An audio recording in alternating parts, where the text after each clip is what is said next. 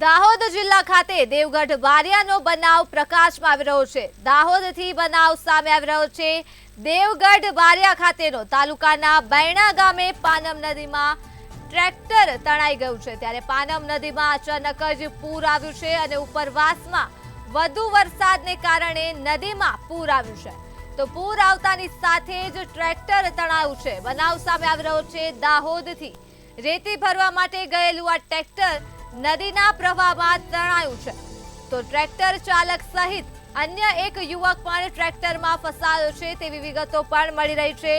દાહોદથી દાહોદ જિલ્લાના દેવગઢ બારિયાનો આ બનાવ સામે આવી રહ્યો છે। પૂર આવતા જ ટ્રેક્ટર તણાઈ ગયું છે।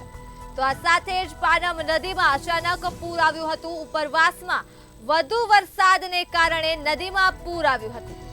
તો પૂર આવતા જ આ ટ્રેક્ટર નદીમાં તણાયું। રેતી ભરવા માટે ગયેલું આ ટ્રેક્ટર નદીના પ્રવાહમાં ફસાયું હતું।